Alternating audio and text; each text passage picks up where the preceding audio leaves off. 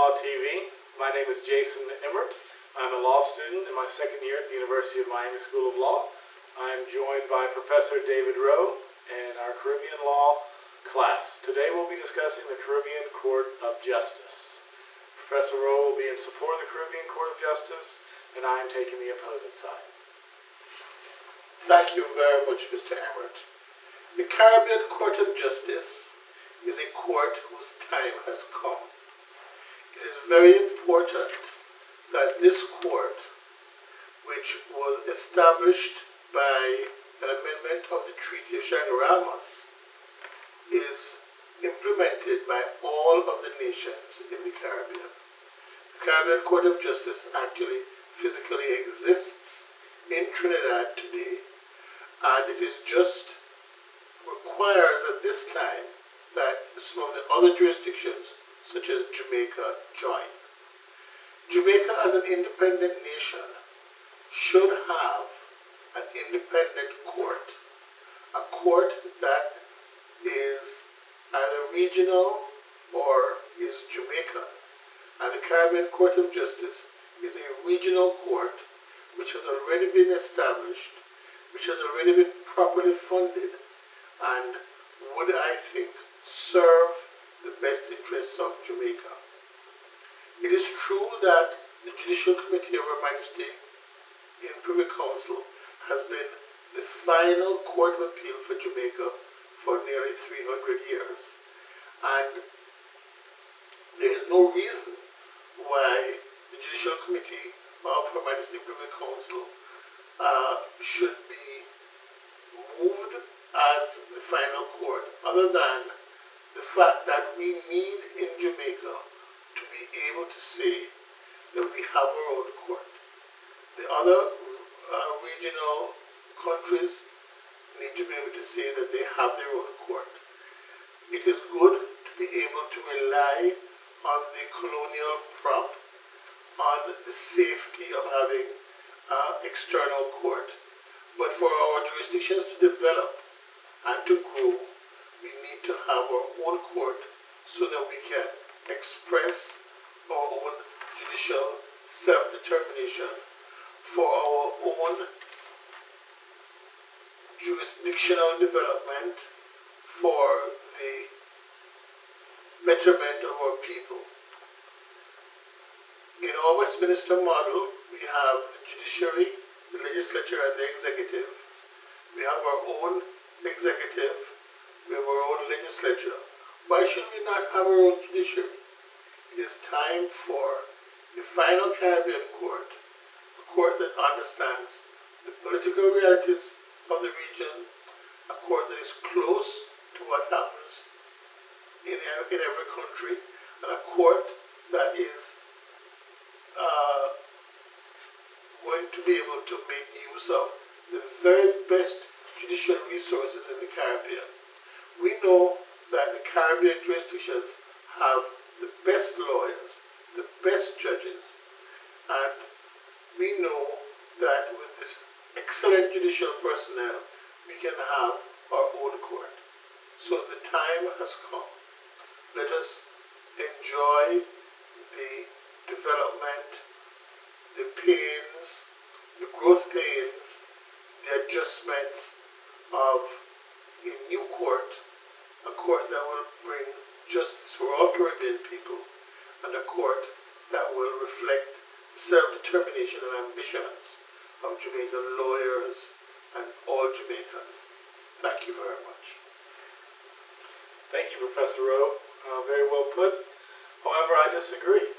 I don't believe the time has come. I believe the time has come to continue to ask why. Why is this needed?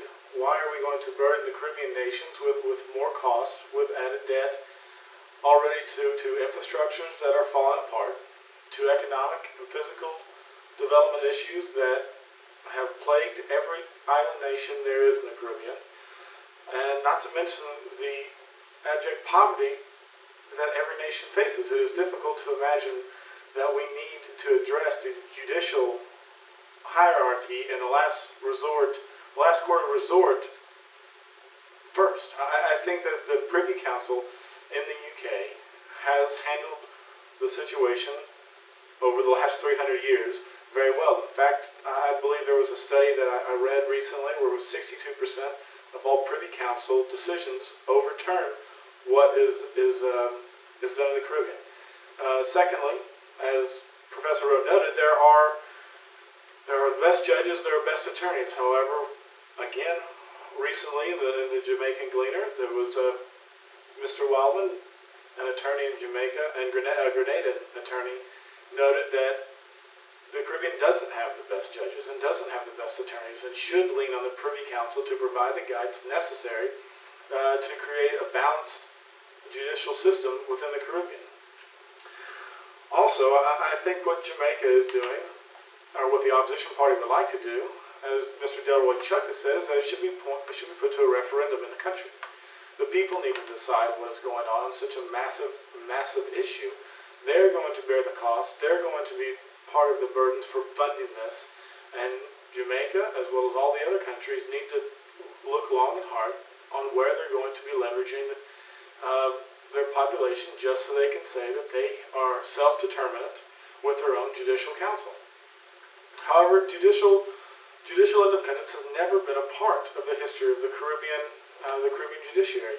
Yes, there is self-determination in the government and the legislation and the local matters, but judiciary traditionally has always been dealt with from the Privy Council. It has never been a point of interest into the change.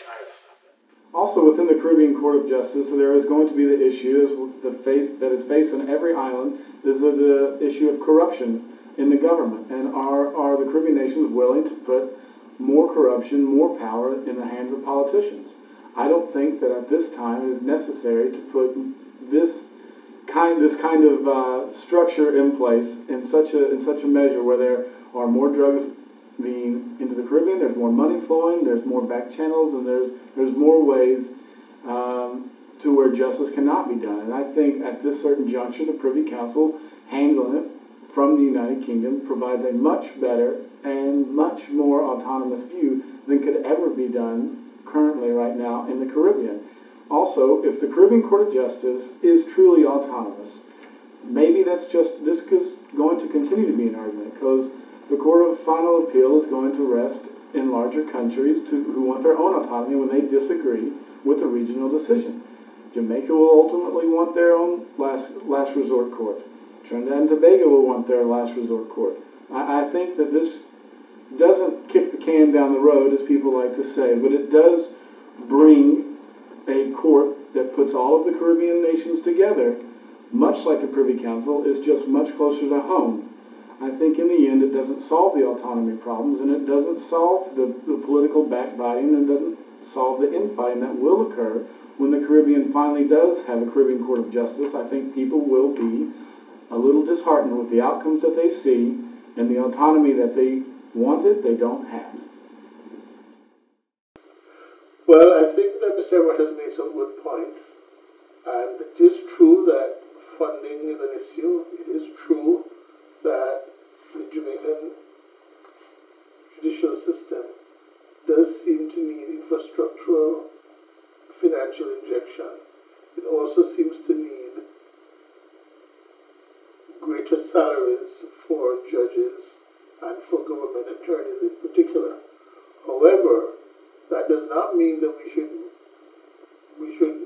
resile from, or we should shrug our shoulders, or we should avoid the reality of the constitutional development which the people are begging for, which is a local court. Thank you very much for your attention to Caribbean Law TV from the University of Miami School of Law. This is Professor David Rowe and Jason Emmert thanking you for your attention today.